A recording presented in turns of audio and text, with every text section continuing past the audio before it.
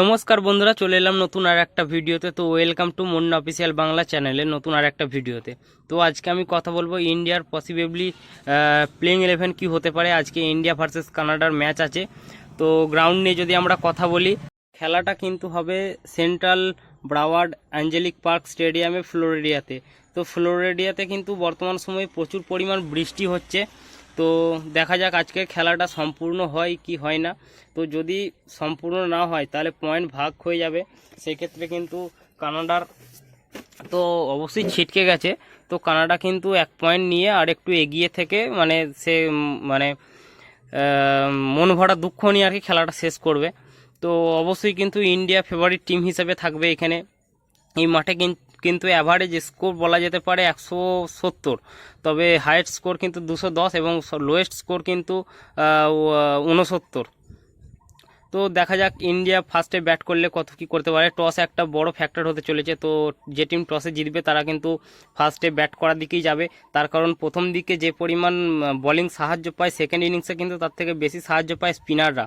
তো স্পিন কিন্তু এই মাঠে এফেক্টিভ হতে চলেছে। বিশেষ করে আজকে ইন্ডিয়ার প্লেইং 11টা দেখা যাক আজকে রেস্ট দিতে পারে হার্দিক পান্ডিয়া, জাসপ্রীত বুমরার মতো প্লেয়ারদেরকে কিন্তু আজকে ইন্ডিয়া রেস্ট দিতে পারে।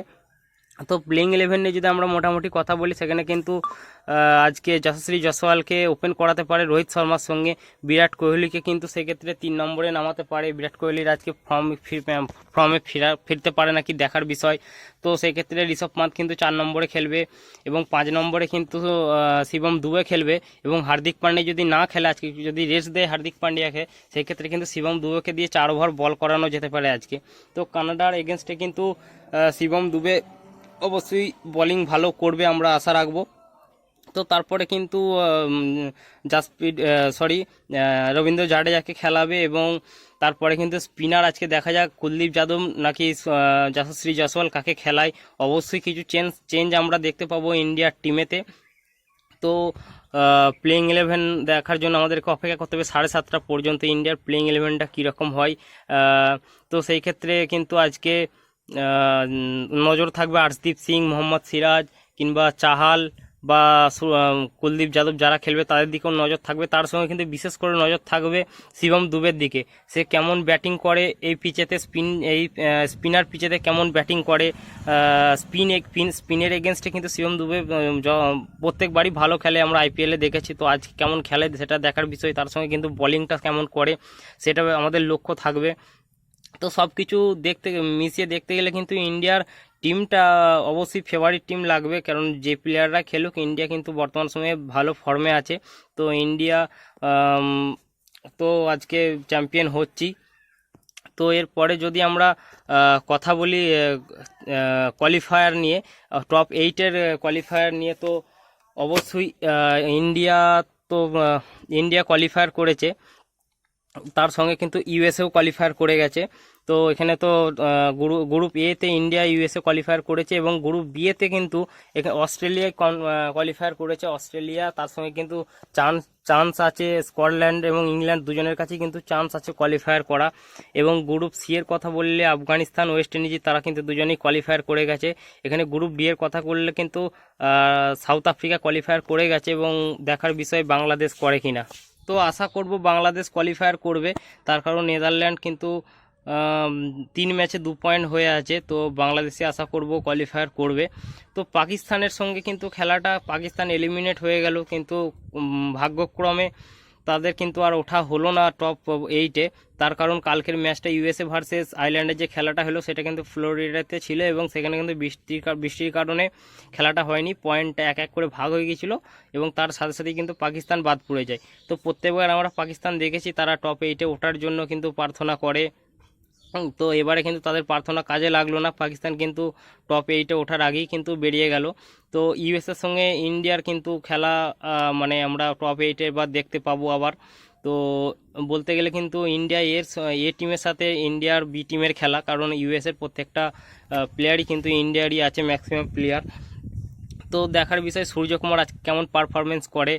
তো সব কিছু মিশিয়ে আজকে বলা যেতে পারে মাঠে কিন্তু বোলিং যেমন হবে তার সঙ্গে পেসাররা যেমন সাহায্য পাবে, তার সঙ্গে কিন্তু স্পিনাররাও সাহায্য পাবে এবং ইন্ডিয়া ফেভারিট টিম হিসাবে মাঠে নামবে এবং ইন্ডিয়ার বড় কিছু পরিবর্তন আজকে হতে পারে।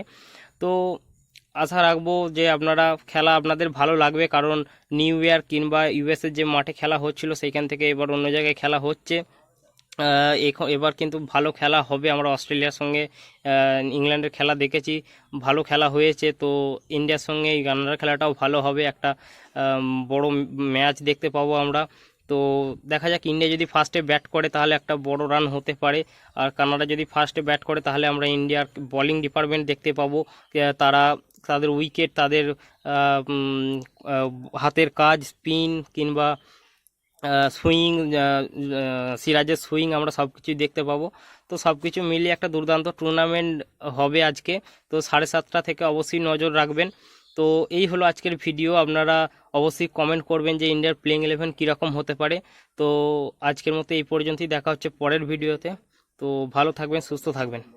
তো এরপরে কিন্তু অনেক ম্যাচেই কিন্তু আমরা বৃষ্টি দেখতে পাবো, কিন্তু বৃষ্টি হলে এখানে আগে যেমন আইপিএল কিংবা অন্যান্য টুর্নামেন্টে দেখেছি 8-7টা থেকে খেলা হলে সেখানে কিন্তু 2 ঘন্টা টাইম থাকে এক্সট্রা, যে বৃষ্টির পরে খেলাটা চালানোর জন্য 16 ওভার কিংবা 5 ওভার। এখানে কিন্তু 12টা 59 পর্যন্ত টাইম থাকবে। বৃষ্টি হলেও 12টা 59-এর মধ্যে যদি ছেড়ে যায় তাহলে কিন্তু খেলাটা চালানো যাবে।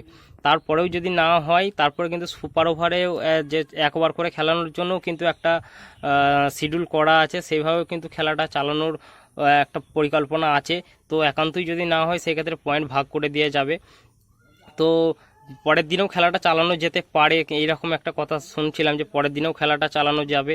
তো পরের দিন যদি বৃষ্টি একই রকম থাকে তো সেই ক্ষেত্রে পয়েন্ট কিন্তু ভাগ হয়ে যাবে। তো যদি আপনাদের ভিডিওটা ভালো লেগে থাকে অবশ্যই কিন্তু লাইক, কমেন্ট, শেয়ার করবেন এবং আমার চ্যানেলটা সাবস্ক্রাইব করতে ভুলবেন না। সাবস্ক্রাইব করে তার পাশের বেল আইকনটা টিপে দিন, তার কারণ আমি যখনই কোনো ভিডিও দেব ক্রিকেট কিংবা ফুটবল নিয়ে তখন সেই ভিডিওর নোটিফিকেশন আপনাদের কাছে সাথে সাথেই পৌঁছে যাবে। তো আজকের মতো এই পর্যন্তই, দেখা হচ্ছে পরের ভিডিওতে। বাই।